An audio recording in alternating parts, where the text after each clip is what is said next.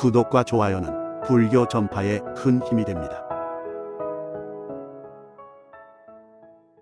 42장경 부처님께서는 말씀하셨다. 어버이를 하직하고 집을 떠나 도를 닦는 일을 사문이라 하니 항상 250개를 행하고 사진도를 행하며 나아가 청정함의 뜻을 두어 아라한을 이룬다. 아라한은 날아다니고 변화할 수 있으며 오래 살 수 있고 천지를 진동시킬 수 있다. 다음은 아나함이 되는 것이니 아나함은 목숨이 다하면 영원히 19천으로 올라가 거기에서 아라한이 된다. 다음은 사다함이 되는 것이니 사다함은 한 번 천상에 올라갔다가 한 번 인간으로 돌아와 곧 아라한이 된다. 다음은 수다원이 되는 것이니 수다원은 7번 죽었다가 7번 태어나 곧 아라한이 된다. 애역이 끊어진 자는 사지가 잘린 것처럼 다시는 쓰지 않는다. 부처님께서 말씀하셨다. 수염과 머리를 깎고 사문이 되어 불도의 복을 받은 이는 세상의 모든 재물을 버리고 구걸한 것으로 만족하며 하루에 한 끼만 먹고 한 나무 아래에서 하룻밤만 지내야지 삼가 거듭하지는 말아야 한다. 사람을 어리석게 하는 것은 애착과 탐욕이다. 부처님께서 말씀하셨다. 중생들은 10가지 일로서 선해지기도 하고 10가지 일로서 악해지기도 하니 몸의 3가지, 입의 4가지, 뜻의 3가지이다. 몸의 3가지란 산목숨을 죽이는 것과 남의 물건을 훔치는 것과 음행을 저지르는 것이다. 입의 4가지란 양쪽 사람에게 다르게 말하는 것과 욕하고 꾸짖는 것과 거짓말을 하는 것과 이치에 맞지 않는 말로 우미는 것이다. 뜻의 3가지란 남이 잘되는 것을 질투하는 것과 성내는 것과 어리석어 삼존을 믿지 않고 삿된 것을 진리로 여기는 것이다. 오바새가 5가지 일을 행하며 게으르거나 물러나지 않아 10가지 일에 이르면 반드시 복을 얻을 것이다. 부처님께서 말씀하셨다. 사람이 많은 허물을 저지르고도 스스로 뉘우치지 않고 단번에 그 마음을 놓아버린다면 마치 냇물이 바다로 돌아가듯 모든 허물이 몸으로 돌아와 저절로 깊고 넓어지리라. 악함이 있을 때 잘못인 줄 알고 허물을 고치면 착하게 되어 죄가 날로 소멸하고 뒤에는 반드시 복을 얻게 될 것이다. 부처님께서 말씀하셨다. 사람이 어리석어 나를 착하지 못하다고 생각해도 나는 사등자로서 그를 보호하고 제도한다. 거듭 악으로 다가오더라도 나는 거듭 선으로 다가가니 복덕의 기운은 항상 나에게 있고 해치려는 기운은 재앙만 거듭하여 반대로 그에게 있다. 부처님 도를 듣는 사람은 큰 자비를 지켜 악으로 다가오더라도 선으로 다가가라. 일부러 찾아와 욕해도 나는 잠자코 대답하지 않았으며 그를 불쌍히 여겨 미련하고 미친 증세가 이렇게 시키는구나라고 생각하다가 그가 욕하기를 그쳤을 때 물었다. 당신이 예물을 사람에게 바쳤는데 그 사람이 받지 않으면 결국 예물을 어떻게 합니까?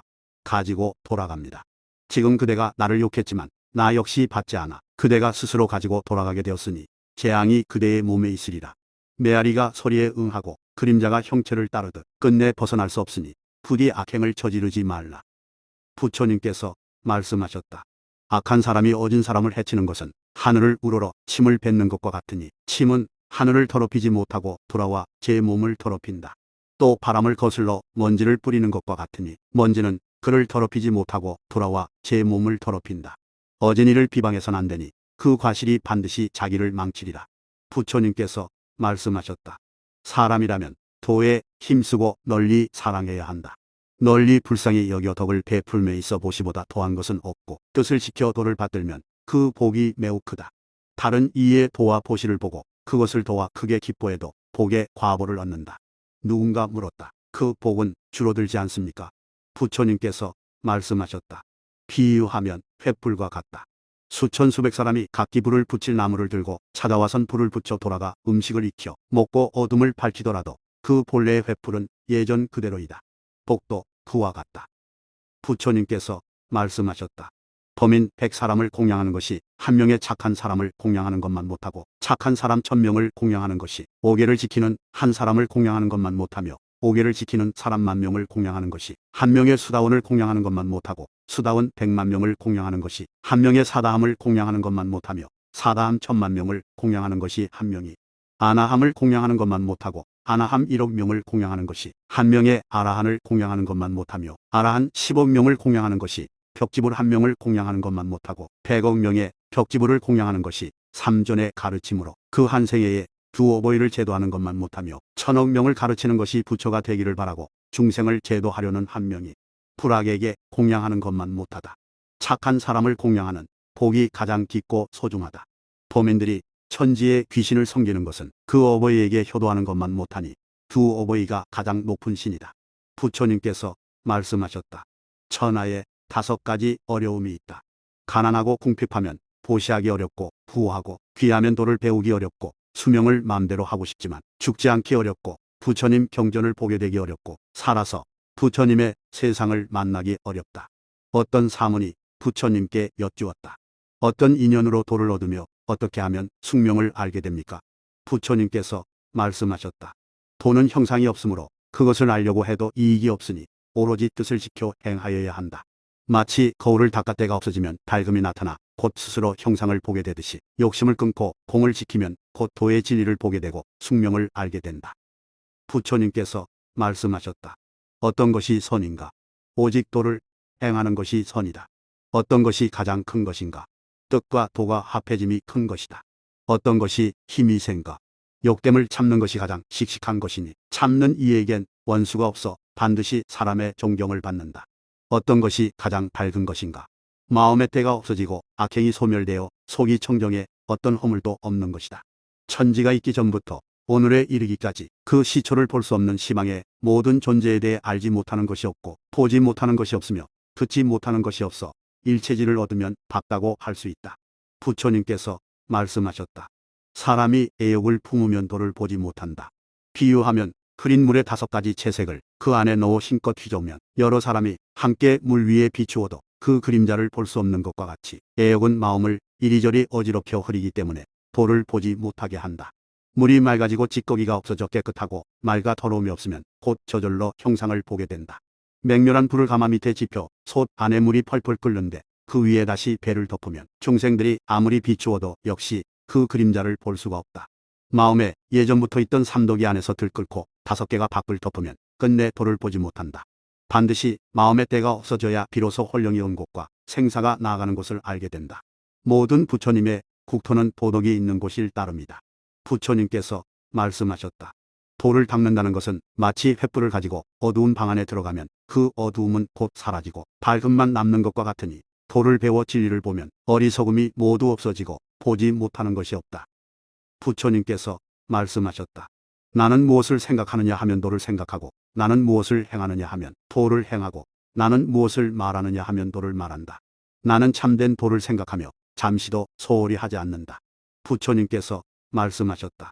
천지를 보고서 비상을 생각하고, 산천을 보고서 비상을 생각하고, 만물의 형체가 풍성함을 보고서 비상을 생각하라. 마음가짐이 이와 같으면 도를 얻는 것이 빠를 것이다. 부처님께서 말씀하셨다. 하루라도 항상 도를 생각하고 도를 행하면 마침내 믿음의 근원을 얻을 것이니 그 복은 한량이 없다. 부처님께서 말씀하셨다. 누가 몸 가운데 4대가 있다고 생각하는가? 이름은 있지만 이름만 있을 뿐 모두 주체가 없는 것이며 나라는 것이 거기에 빌부터 살아가지만 그 삶 역시 오래가지 못하니 그것은 황과 같을 뿐이다. 부처님께서 말씀하셨다. 사람이 정욕을 따라 좋은 명예를 구하는 것은 향을 사르면 여러 사람이 그 향기를 맡지만 향은 그 연기 때문에 스스로 재가 되는 것과 같다. 어리석은 사람은 세속의 명예를 탐하여 도의 진리를 지키지 않지만 좋은 명예는 제 몸을 위태롭게 하는 화근이니 그 뒤에는 반드시 후회가 있으리라. 부처님께서 말씀하셨다. 재물과 색은 사람에게 있어 어린아이가 탐내는 칼날 끝에 달콤한 꿀과 같다. 한 번 빨아먹기에도 부족한 맛이지만 혀를 베일 근심이 있다. 부처님께서 말씀하셨다. 사람이 처자나 좋은 집에 얽매이는 환란은 감옥과 질곡과 쇠사슬보다 더한 것이다. 감옥은 죄가 풀리는 기한이라도 있지만 처자에 대한 정욕은 호랑이에게 물려가는 재화가 있더라도 죄가 오히려 달갑게 여겨 몸을 던지니 그 죄는 풀릴 기약이 없다. 부처님께서 말씀하셨다. 애욕에 색보다 더한 것이 없으니 색에 대한 욕심은 크기가 끝이 없다. 다행히 하나뿐이기 망정이지 만일 그것이 2개였다면 만천하 백성 중에 도를 닦는 이가 없었을 것이다. 부처님께서 말씀하셨다. 애욕은 사람에게 있어 마치 횃불을 잡고 바람을 거슬러 가는 것과 같으니 횃불을 놓지 않는 어리석은 사람에겐 반드시 손을 태우는 환난이 있을 것이다. 탐욕과 성냄과 어리석음의 독이 사람 몸에 닥쳤으니 일찌감치 도로써 이 재화를 없애지 않으면 반드시 위험한 재앙이 있으리라. 마치 어리석은 사람이 욕심내어 횃불을 꽉 쥐고 있다가 스스로 제 손을 태우는 것과 같다. 천신이 옥녀를 부처님께 바쳐 부처님의 뜻을 시험하고 부처님의 도를 관찰하려고 마음먹었다. 부처님께서 말씀하셨다.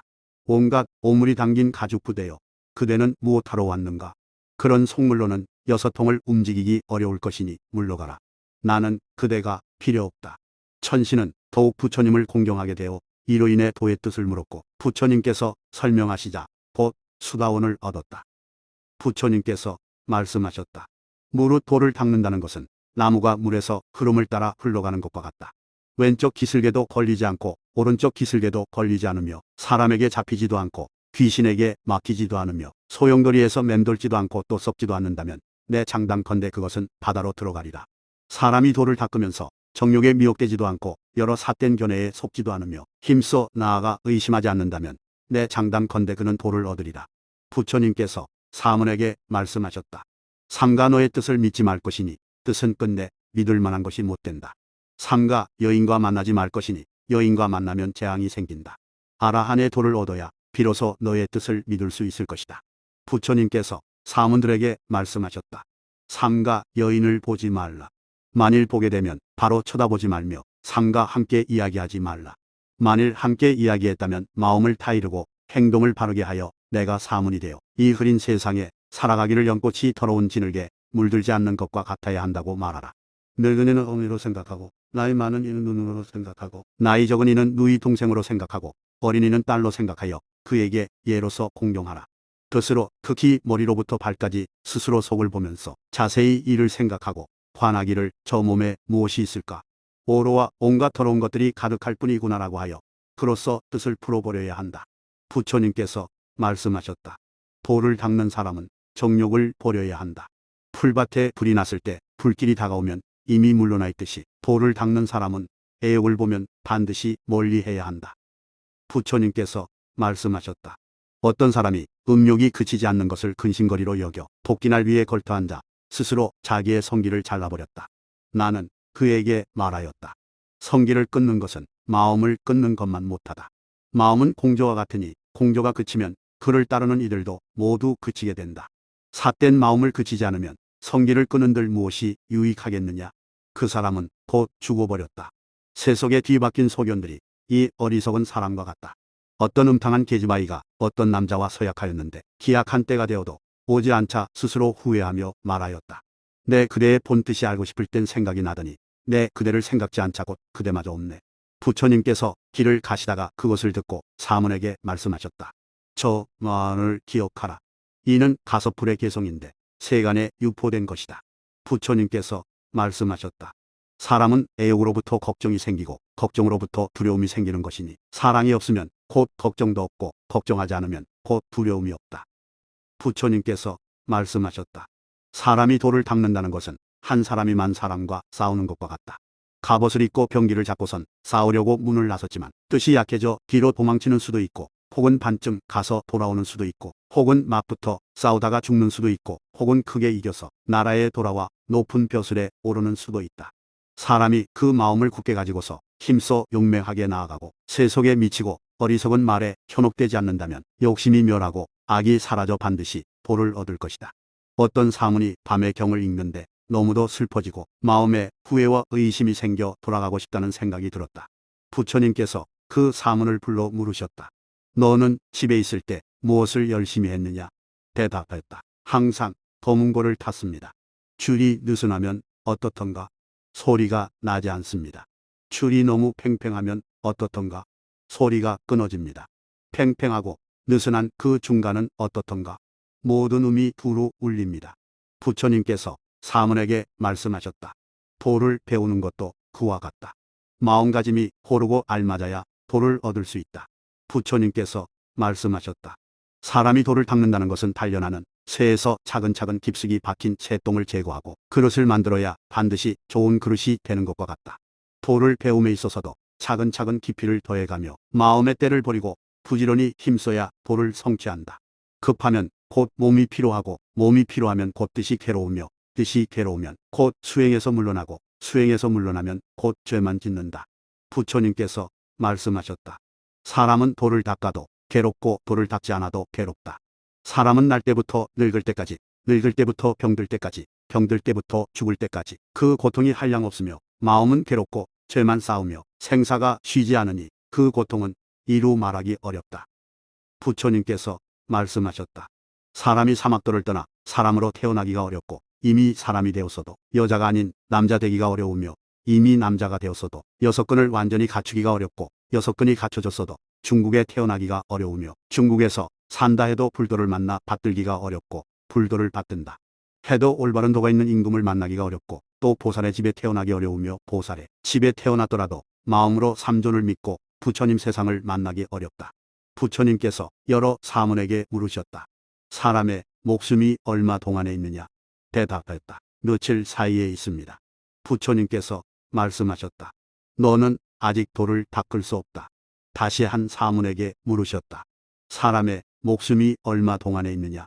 밥 먹는 사이에 있습니다. 너는 아직 도를 닦을 수 없다. 다시 한 사문에게 물으셨다. 사람의 목숨이 얼마 동안에 있느냐? 숨 쉬는 사이에 있습니다. 부처님께서 말씀하셨다. 훌륭하구나. 너는 도를 닦는 이라고 할 수 있다. 부처님께서 말씀하셨다. 제자들아, 나를 떠나 수천 리를 가 있어도 뜻으로 나의 계율을 생각하면 반드시 도를 얻을 것이며 나의 왼쪽에 있더라도 삿된 것에 뜻을 두면 끝내 도를 얻지 못할 것이다. 그 실제는 행해 있으니 가까이 있어도 행하지 않는다면 어찌 만분의 일인들 유익하겠는가. 부처님께서 말씀하셨다. 사람이 도를 닦는다는 것은 마치 꿀을 먹어보면 가운데나 겉이나 모두 단 것과 같다. 나의 경도 그러하여 그 이치가 모두 상쾌하니 행하는 사람은 도를 얻을 것이다. 부처님께서 말씀하셨다. 사람이 도를 닦는다는 것은 애욕의 부리를 뽑는 것이다. 마치 매달린 구슬을 딸 때 하나하나 따다 보면 반드시 닿을 때가 있는 것처럼 악이 닿으면 도를 얻게 된다. 부처님께서 말씀하셨다. 여러 사문들이여 도를 행한다는 것은 소가 짐을 지고 깊은 진흙탕을 가는 것과 같다. 너무도 힘들어 감히 좌우를 돌아볼 겨를도 없으니 앞으로 나아가 진흙탕을 벗어나고서야 숨을 돌리려고 마음먹는다. 사문은 정욕을 진흙탕보다 더한 것으로 보아야 한다. 곧은 마음으로 도를 생각하면 여러 가지 고통을 면할 수 있을 것이다. 부처님께서 말씀하셨다. 나는 제후의 지위를 지나가는 나그네 같이 보며 금이나 옥 같은 보배를 자갈같이 보며 새하얀 털옷의 아름다움을 낡은 천처럼 본다.